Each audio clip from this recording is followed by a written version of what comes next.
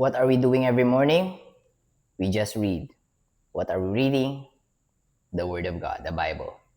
What version of the Bible? ASD, ang salita ng Diyos. So this is our second reading because earlier KJV and now ASD, ang salita ng Diyos. Babasahin po natin Marcos Kapitulo 14, versikulo 10 hanggang 21. So Mark chapter 4, verse 10 to 21.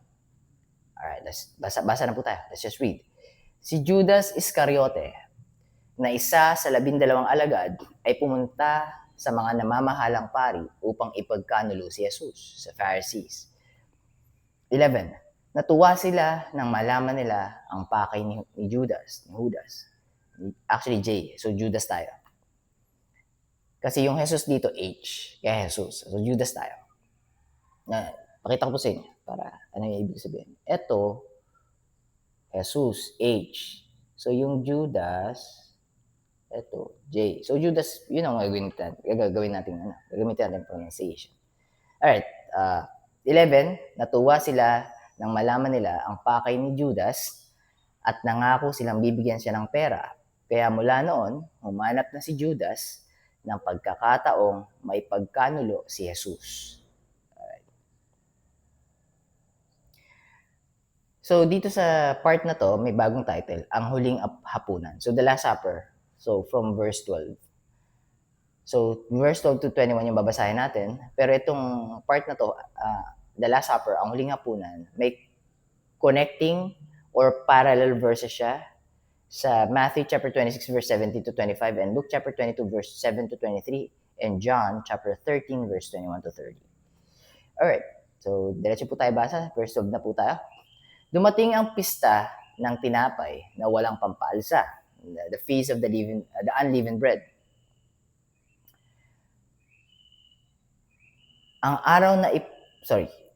Dumating ang pista ng tinapay na walang pampaalsa, ang araw na pinapatay ang tupang hinahandog bilang pag-aalala sa paglampas ng anghel.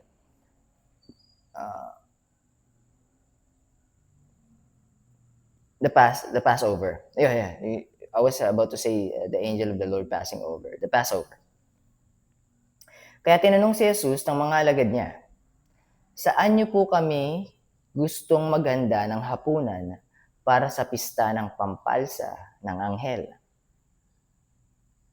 13. Inutusan niya ang dalawa sa mga alagad niya, pumunta kayo sa lungsod, doon may makakasalubong kayong isang lalaki na may pasampasang banga ng tubig, sundan ninyo siya sa bahay na papasukin niya. Itong part na to, kung mapapanood niyo yung The Chosen series, yung depiction nila dito is si Mark yon. Sakto dito sa Gospel of Mark. Si Mark yung tinutukoy, doon sa depiction nila, si Mark yung may pasampasan na banga jar. And medyo bata-bata pa si Mark ng time na yun. Pero guys, para malang po sa kalaman nyo, is yung mga disciples, mga bata ito. Sila Simon Peter, sila James, yung mga disciples, yung mga apostles, mga bata sila ng tinawag ng Panginoon. So si Jesus Christ, 33. So start yung ministry 30 years old. So 3 years, so 31, 32, 33. 3 years yung ministry ni Lord eh. Sa kasama niya mga bata. I mean, mga 18 to 20, mga ganun. So si Mark, doon sa story doon sa depiction ng The Chosen series, medyo bata-bata si Mark. So mas bata doon sa mga disciples. So anyways, doon sa depiction na yon, pinasundan ni Jesus, kumbaga all-knowing nga eh. Alam ni Jesus kung ano mangyari. Sundan niyo yung may hawak ng banga na yan. Kung saan siya pupunta, doon tayo magdadaos. So, tuloy ko lang po. So, yun naman is, hindi ko sinasabi na accurate kung ano yung pagkakagawa ng The Chosen series po. No? So, lahat po ng wala sa Bible, kumbaga parang added flavor lang nila to make a visual imagery. Pero, kung ano lang yung nakasulat, yun lang syempre ita-take in natin as God-breathed scripture. So what happened inside The Chosen series, hindi mo lahat yun panghahawakan. Pero kagandahan lang doon sa pagka pinapanood ko yung The Chosen series, paulit-ulit ko siya pinapanood eh, na ibabalik niya ako sa yung interest ko sa pagbabasa lalo eh. Parang lalo, Lord, sarap sarap nitong feeling na to. Medyo feeling na. Pero ang kagandahan nun kasi, if it's leading you back to the truth, it's the Holy Spirit, because the Holy Spirit's job is to lead you back to the truth. And who is the truth? It is the Lord Jesus Christ. I am the way, the truth, and the life. No man comes to the Father but by me. So if Jesus Christ is the truth, and John chapter 1 verse 1 and 1:14 said that the Word is Jesus. In the beginning was the Word, and the Word was with God, and the Word was God. Kita mo, Diyos, salita, Diyos yung salita. Okay. And God said, let there be light. And there was light. Imagine niyo yun, Genesis chapter 1 verse 3. God said, let there be light, and there was light. Genesis. Sorry, if I confuse you. Genesis chapter 1 verse 3. God said, let there be light, and there was light. John chapter 1 verse 3. And all things were made by Him. Sino yung tinutukoy yung Him? By the Word. And without Him, without the Word, there's nothing made that was made without the Word. God said, God spoke, God uttered the word, let there be light. What happened next? It manifested, and there was light. Our Lord Jesus Christ was with God in the beginning and was God. Now, paano mo nasabi, JB, si Jesus Christ yun? Yun 14. John chapter 1 verse 14. And the Word was made flesh and dwelt among us, and we beheld His glory, the glory as of the only begotten of the Father, full of grace and full of truth. Full of grace and truth. And the Word was made flesh and dwelt among us. And we beheld His glory, the glory as of the only begotten of the Father, full of grace and truth. At ang salita, ang logos, ang salita ay nagkatawang tao at namuhay, nanirahan kasama natin. Pinanghahawakan natin ang kanyang kalawalatian na nag-iisang bugtong na anak ng Ama, punong-puno ng grasya at katotohanan. So, Jesus is omniscient. He knows everything. So, sa 13, alam niya yung mangyayari. Sinabi niya doon sa dalawang disciples, ito mangyayari. Sundan niyo itong batang to or itong taong to. May dala-dala siyang banga. Sundan niyo siya sa bahay na papasukan niya. Verse 14, at sabihin niyo sa may-ari ng bahay, ipinapatanong po ng guro kung saan ang kwartong kakainan niya ng hapunan kasama ang alagad niya upang ipagdiwang ang pista ng paglampas ng anghel. Tingnan niyo yung statement dito. Ipinapatanong ng guro ni Rabbi, ni Jesus, kung saan ang kwartong kakainan niya.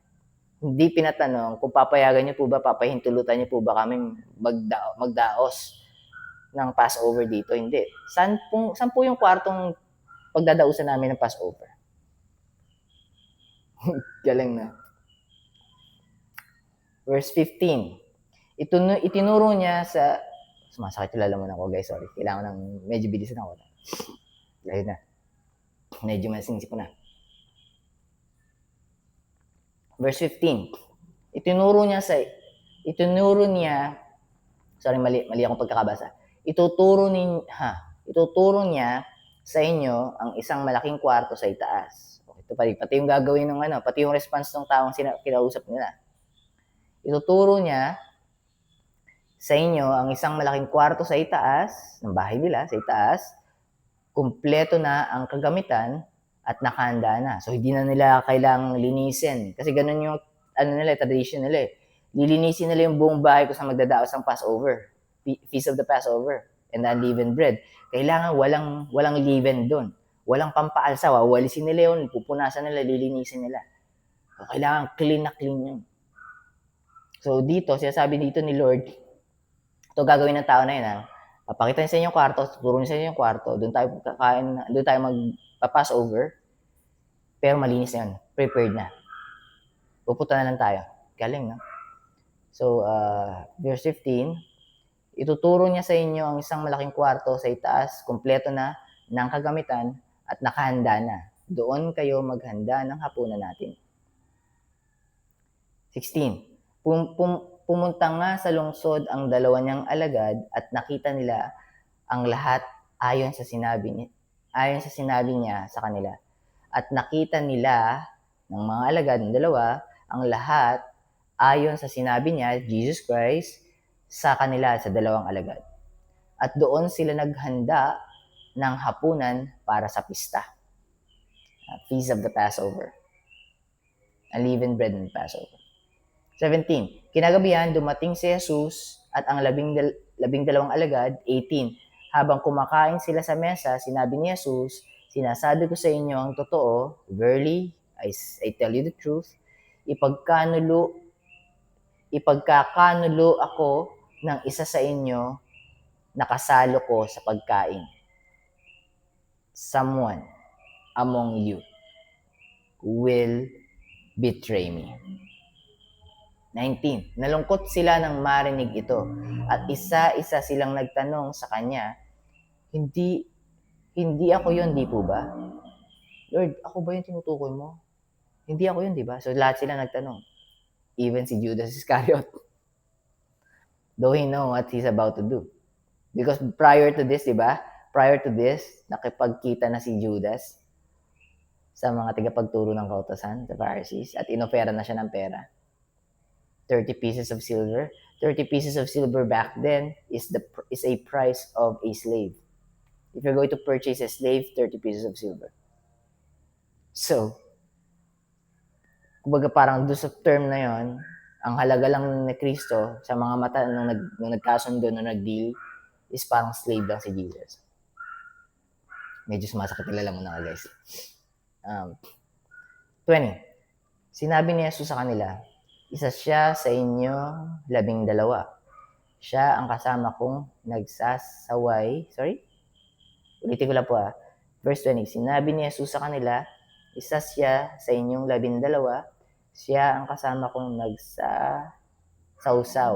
Siya ang kasama kong nagsasawsaw ng tinapay sa mangkok. Lahat sila yun. So, hindi pa tinutukoy directly ni Lord kung sino. Kasi lahat sila nagsawsaw ng tinapay sa mangkok. 21. Pero, pwedeng siya. Pwedeng hindi lahat yun gumawa. Pero, yun yung sign. Yung magsasawsaw ng tinapay sa mangkok. Dip. 21, last verse. Ang anak ng tao, the Son of Man, ang anak ng tao ay papatayin ayon sa sinasabi sa kautusan. It has been written. We wouldn't avoid it, and we will not avoid it. Because that's the redemptive plan of the Father. You have to understand it. But they scattered. When it happened, they scattered. All of them. That's when you know that they are unbelievers back then. Kailan sila nag-believe? When they encounter the divinity of God. Nag-resurrect, nagpakita sa kanila. From then on, from being afraid and hiding to being bold and deliberately martyr themselves, even if it cost them their lives. So from running away, when the shepherd has been struck, the sheep scattered. And the only sheep that remain is John the Beloved, Apostle John. But even Apostle Peter, that says, I will be with you even unto death and unto prison. But when Jesus has been captured, I'm just going ahead of time here. Even Peter hide, run away, and deny God 3 times. He's still alive there. I mean, our Lord Jesus Christ. But when he died, the veil had torn to half. He resurrected after 3 days. And then they knew that he was God. That he is what he says he is. He is who he says he is. and there's no denying for them anymore. They keep on trying to make it make sense in their mind while he's still with them. But when they saw, this is the Son of God. Even miracles after miracles didn't convince them. The thing that convinced the apostles and the believers back then is when he resurrected from the dead. He shown himself, our Lord Jesus Christ showed himself to over 500 witnesses, eyewitnesses, including the apostles. And if not all of them, most of them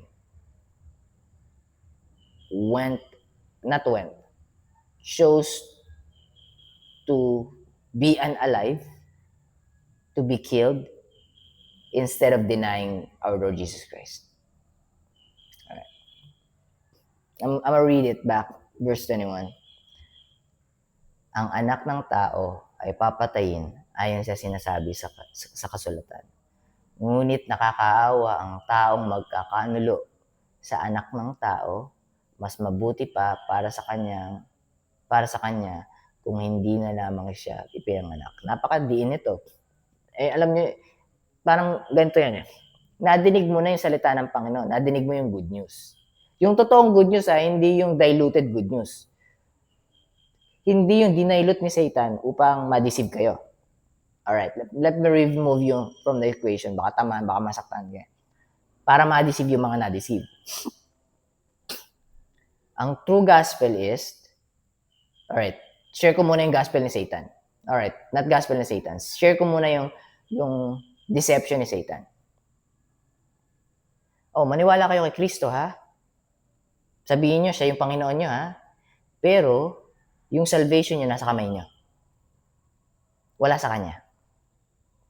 Pero i-proclaim nyo na siya yung Diyos nyo para kunwari save na kayo. Pero isinisave nyo pa yung sarili nyo, ha?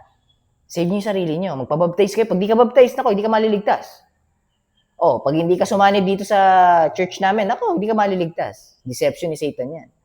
Ibig sabihin, yung church namin magliligtas sa inyo. Teka muna, yung church ba yung Diyos? For by grace are you saved through faith, and that not of yourselves? Ephesians chapter 2 verse 8. Ano nakasulat? For by grace or for the church? Or for baptism? Or for your being obedient? For you being obedience? Ito ba yung nakasulat sa Ephesians chapter 2 verse 8? For you being obedient are saved through your works. And that not of God, kasi that not of yourself yun eh. So kung babalik rin natin, that not of God, it is the gift of yourself. Tingnan nyo yung verse. Tingnan nyo kung sino yung nagsasabi na to, si Satan o yung salita ng Diyos. For by grace are ye saved. KJV po yung kinakot ko. For by grace are ye saved. Meaning ng are ye saved, you are saved. For by grace are ye saved through faith. And that not of yourselves, it is the gift of God. Verse 8 pa lang po tayo. Pero tingnan niyo yung twisted version ni Satan. For by the church you are saved. For by baptism you are saved.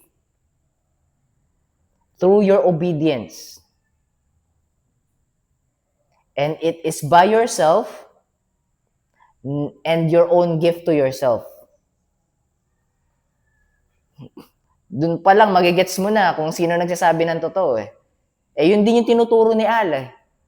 Yun din yung tinuturo ni Buddha eh. Yun din yung tinuturo ni Mahatma Krishna eh. Na Hinduism. Hinduism nga ba? Nung false gods, yun din yung tinuturo. Yun lang pagkakaiba ng Panginoong Diyos doon sa nagpapanggap ng mga Diyos. Yung lahat ng Diyos ng ibang religion, kaya hindi religion na magsasave.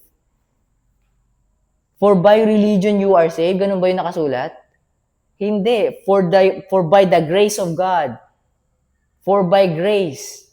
Sa grasya, sa mercy, sa awa ng Panginoon sa atin dahil mahal niya tayo. Saan ngayon may rest doon? For by grace are ye saved through faith. Meaning, not by your obedience. Your obedience is the fruit of your salvation. But Satan wants you to work for your salvation. Twisting the gospel.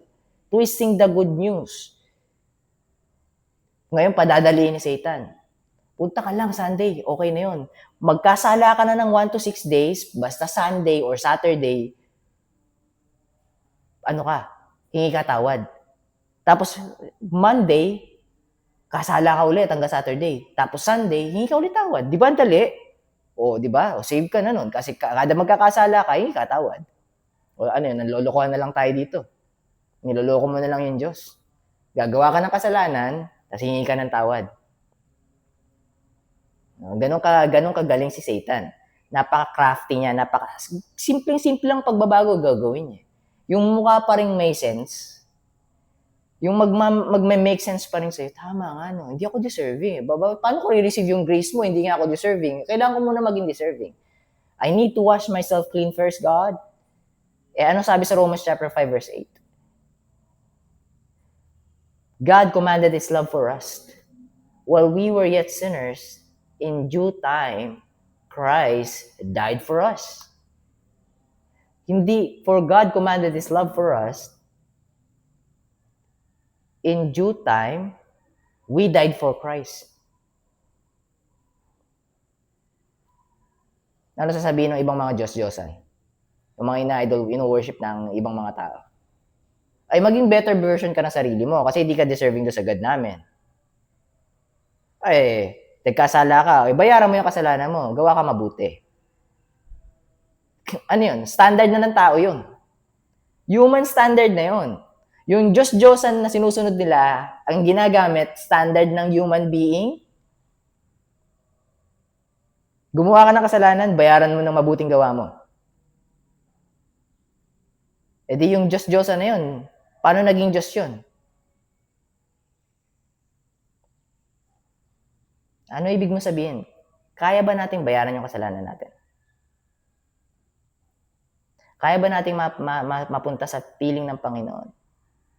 Kung nagkakasala tayong patuloy, tapos hinihingi lang natin ng tawad. O gumagawa tayo ng mabuti para mabayaran yung kasalanan natin.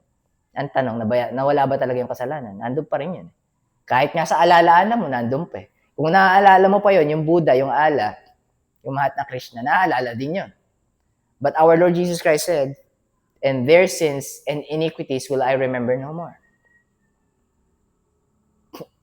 Si Jesus Christ, ang Diyos, ang totoong Diyos. Medyo haba tayo konti, kahit masakit na lamunan ko. Actually, nawala halos eh. Parang hindi ko na siya maramdaman eh.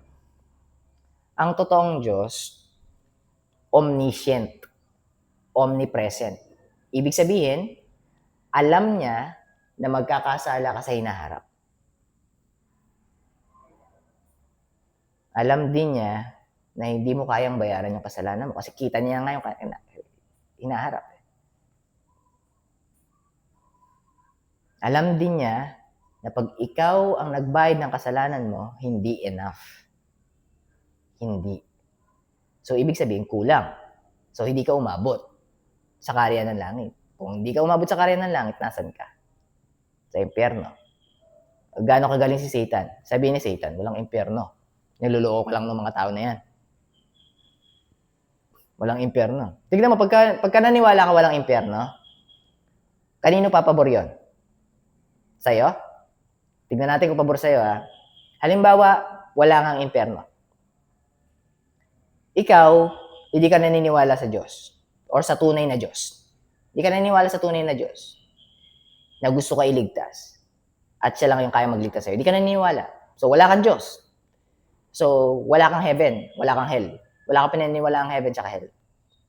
Tapos ako, naniniwala ako si Jesus. Ang Diyos na nagligtas sa atin. Nagligtas, tingnan yung tense, past tense, nagligtas. At naniniwala ako may impyerno sa ilalim, o sa kung saan man yun, at may heaven or kingdom of God. Ngayon, sabay tayong namatay. Tama ka. Pagka tama ka, walang hell, tapos na lahat. Nung natapos ang lahat sa'yo, natapos din ang lahat sa akin. Sabay tayo namatay. Kasi walang heaven and hell eh. So sabi ko, ano yung pinaniniwalaan ko? Baliwala. Tapos kung ano yung pinaniniwalaan mo? Baliwala. Kasi ang ending natin, parehas. Ngayon, Noong unang example, ikaw yung tama. Wala kang Diyos, o let's say mali yung Diyos mo. Hindi, wala ka munang Diyos kasi walang heaven and hell eh.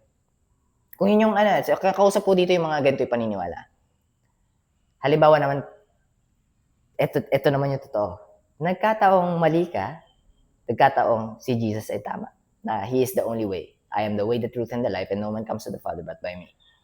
John chapter 14, verse 6. Yung mga naniwala sa Kanya ng buo, merong magsasabi, Lord, Lord, hindi pa rin yung maliligtas.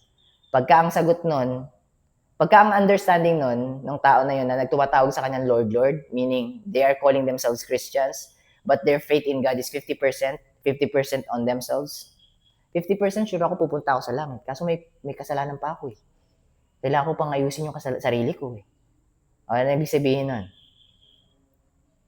We being dead in our sins and the uncircumcision of our flesh, hath He quickened together with Him, having forgiven you all trespasses. Ibig sabihin, pagka 50% kang naniniwala na binayaran niya kasalanan mo, 50% ka kailangan bayaran niya kasalanan mo.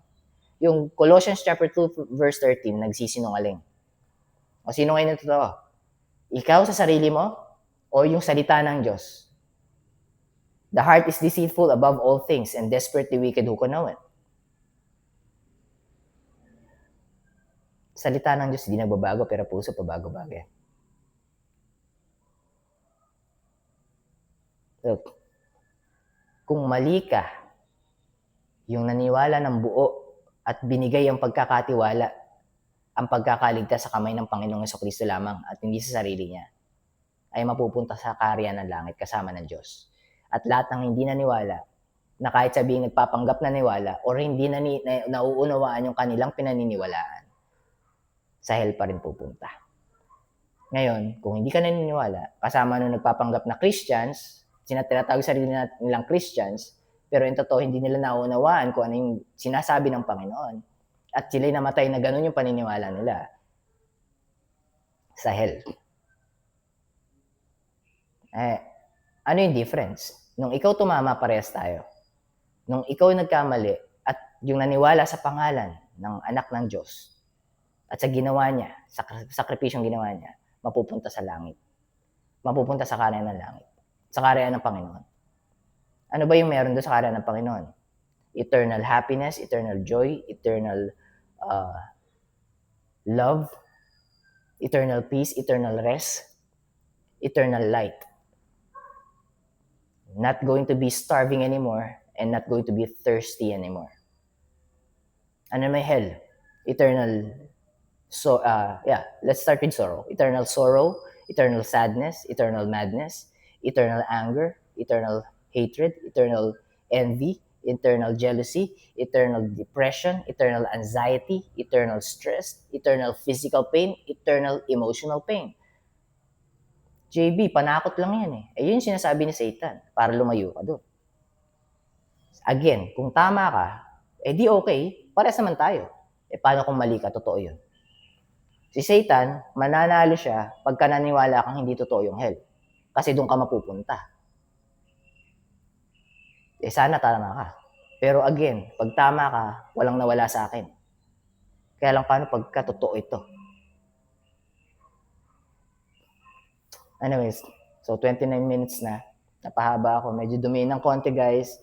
Kasi napaka-importante na madinig natin salita ng Panginoon. Because si Satan hindi humihinto.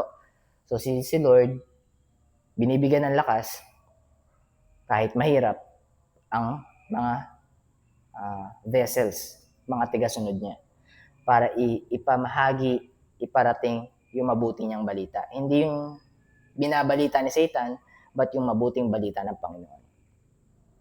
Alright, God bless you guys. Keep safe. I'll be seeing you tomorrow. Bye for now. Medyo magre-rest lang po muna ako. Mamaya na akong gabi magbabasa ng another Bible study for today. Yung kahapon Bible study kasi nagawa ko na today. Anyways, yeah. See you around. Keep safe.